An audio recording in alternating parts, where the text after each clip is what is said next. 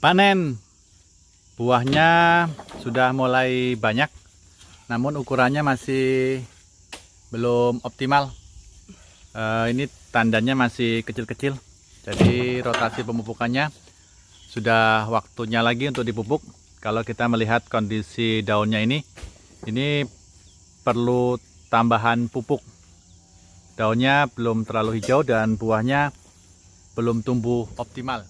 Semangat pagi, salam tandan berduri. Assalamualaikum warahmatullahi wabarakatuh. Berjumpa lagi dengan channel petani sawit milenial. Hari ini kita berada di kebun kelapa sawit jenis Marehat ya.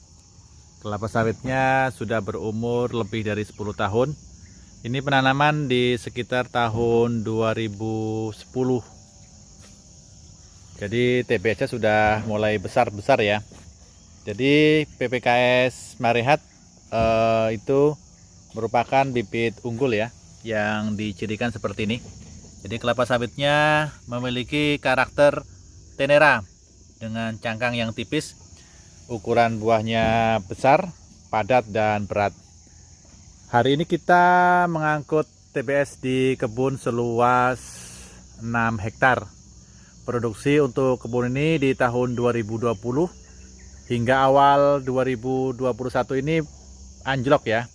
Karena kemarin pada tahun 2019 kita agak terlambat melakukan pemupukan atau bahkan tidak dipupuk sama sekali ya. Jadi selama 2019 kita hanya lakukan pemupukan 1 kali, dan kemarin di tahun 2020 akhir pertengahan itu kita baru melakukan pemupukan sekali. Jadi ini kita hari ini mengangkut hasil panennya. Ini yang di TPH area pertama ya, yang luasnya ini sekitar untuk 2 hektaran ya, 2 hektaran yang ada di sekeliling area ini. Jadi ini kebunnya cukup bagus ya kalau kita lihat kondisi pohonnya. Meskipun nampak ini masih kurang subur karena daunnya terlihat masih banyak yang kuning, karena pemupukan yang diberikan untuk kebun ini belum sesuai dosis anjuran. Jadi pemupukan terakhir yang kita lakukan di kebun ini menggunakan NPK 15-15 ya untuk area di sebelah sini. Ini menggunakan NPK 15-15 dari merek Ponska Plus yang kita berikan sekitar 6 bulan yang lalu ya. 6 bulan lalu yang kita taburkan di area piringan. Jadi ini kemarin perawatan yang kita lakukan pada sekitar pertengahan 2020, yaitu penyemprotan, karena semak belukar kemarin sangat tinggi sekali di kebun ini karena selama sekitar 2 tahun tidak pernah dirawat, sehingga semak belukarnya sangat tinggi ya. Dan ini sekarang sudah tampak bersih. Hari ini kita mengangkut TBS-nya seperti ini hasil panennya untuk kali ini. Ini buahnya padat ya, padat dengan warna masak merahnya cukup bagus ya, dan rata-rata seperti itu kondisi buahnya. Untuk pemupukan kemarin kita tebarkan di area piringan karena ada beberapa teori petani yang melakukan pemupukan dengan menebar di tumpukan pelepah ya. Jadi ada beberapa teknik dari petani sawit swadaya yang memilih memupuk di area ini, di area tumpukan pelepah. Namun bagi saya pemupukan di area pelepah ini cukup sulit dikontrol, karena apabila kita menebar langsung di sini di tumpukan pelepah ini, maka hampir 60 atau 70% atau mungkin lebih ya, kalau dalam posisi seperti ini itu pupuk akan tersangkut di sini. Jadi pupuknya akan tersangkut di sebelah sini atau di bagian-bagian lain yang ada di tumpukan ini, sehingga tidak bisa kontak langsung dengan tanah. Oleh sebab itu pemupukan yang dilakukan dengan cara tersebut tidak efektif. Pemupukan pada areal piringan saya sangat rekomendasikan ya. Namun untuk lahan yang miring seperti ini ada kendala tersendiri, karena apabila tidak dipersiapkan area piringannya, maka pupuk yang kita tebarkan akan larut apabila terjadi hujan deras. Oleh sebab itu untuk kebun ini kemarin kita keluarkan biaya tambahan, yaitu pembuatan paret melingkar seperti ini. yang mengelilingi area pohon. Jadi kita lakukan hal seperti ini dengan tujuan agar pupuk yang kita berikan di kebun ini betul-betul tersimpan di area piringan sehingga bisa dimanfaatkan oleh tanaman hingga 2 atau 3 bulan selama proses penyerapan pupuk. Jadi apabila kita lakukan pemupukan di tumpukan pelepah untuk area piringan ini memang bisa menghambat laju pencucian atau pupuk aman ya dari terjangan air sehingga bisa dimanfaatkan tanaman. Namun perlu kita garis bawahi bahwasanya pemupukan di tumpukan pelepah harus dipastikan pupuk sampai di tanah ya. Jadi caranya yaitu dengan mengangkat pelepah ini sebelum pupuk ditaburkan sehingga pupuk bisa menyentuh tanah atau berada di permukaan tanah. Jadi cukup ribet ya kalau kita melakukan pemupukan di atas pelepah ini, karena memang kita harus mengangkat pelepah-pelepah yang ada di tumpukan ini kalau kita ingin mengamankan pupuk dengan cara tersebut. Jadi tidak ada salahnya apabila kita memupuk di tumpukan pelepah, namun pekerjaannya yang akan sulit. Dan kalau kita ambil cara simpel dengan cara menebarnya di permukaan pelepah yang tertumpuk itu, maka sebagian besar pupuk tidak bisa diserap tanaman yang pada akhirnya akan menguap. Jadi pemupukan yang kita lakukan untuk kebun kelapa sawit ini akan sia-sia. Kelapa sawit jenis Marehat sangat terkenal ya produksi dari PPKS. Hampir seluruh tanaman kelapa sawit dari PTPN dulu menggunakan jenis Marehat ini. Dan ini salah satu kelapa sawit yang kita ambil dari PTPN 13. Bibitnya ini sekarang seperti ini kondisi buahnya. Jadi ini cukup memuaskan ya. Kalau kita lihat bentuk buahnya, ukuran TPS-nya dan warna masaknya ini menunjukkan kelapa sawit ini merupakan salah satu kelapa sawit unggul.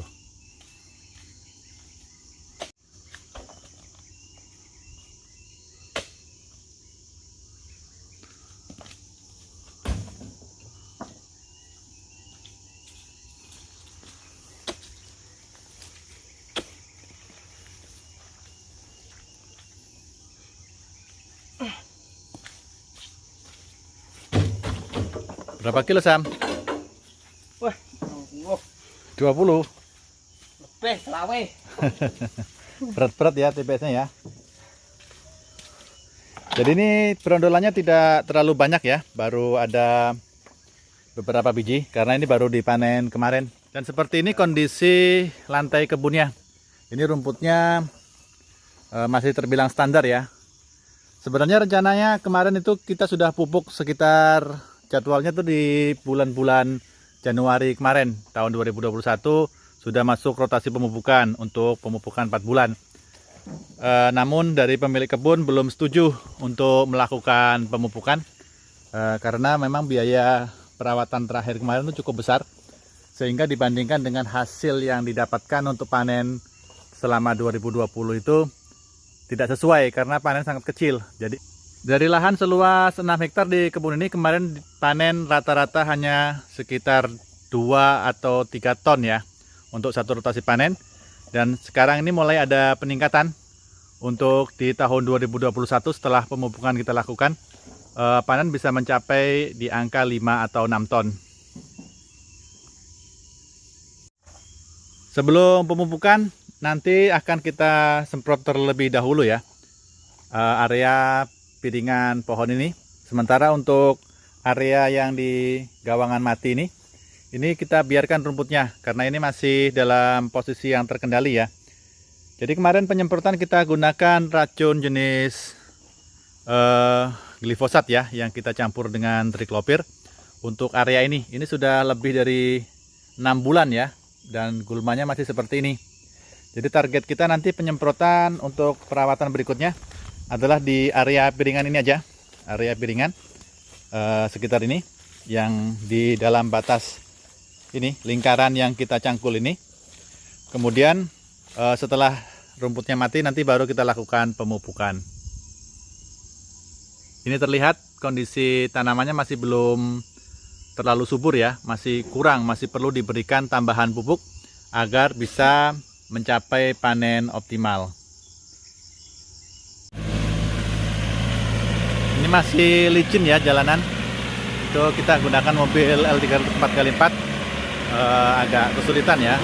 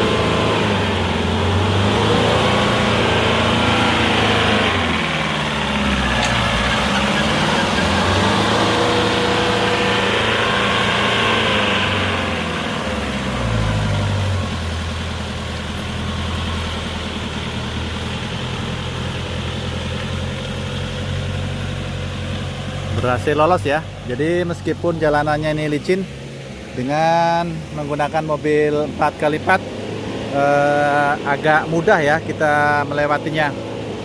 Jadi saat ini cuacanya baru selesai hujan ya, tadi malam sepanjang malam itu hujan. Dan ini kondisi lantai kebunnya ini licin ya. Ini agak menanjak posisinya. Dan ternyata itu belum sampai atas ya, itu hampir mencapai puncak. Dan terus berjalan, mudah-mudahan lolos sampai di bagian yang aman. Untuk kebun ini perawatannya masih kurang. Kalau kita lihat dari kondisi daunnya, ini terlihat sekali bahwasannya masih perlu ditambahkan dosis pupuknya.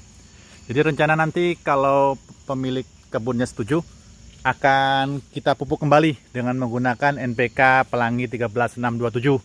Karena ini kita lihat posisi buahnya masih kecil-kecil ya. Ini apabila nanti dipupuk dengan pupuk yang tepat, yaitu dengan NPK 13627, harapannya TBS-nya akan kembali meningkat. Nanti bisa kita lihat untuk video beberapa bulan ke depan untuk kebun ini dari hasil panen bisa dibandingkan dengan hasil TBS yang dipanen kali ini. Jadi demikian kondisi kebun petani sawit swadaya yang sudah masuk rotasi pemupukan namun belum dipupuk hingga saat ini di bulan Maret tahun 2021. Oke, salam tandan berduri. Sukses selalu untuk seluruh petani sawit swadaya.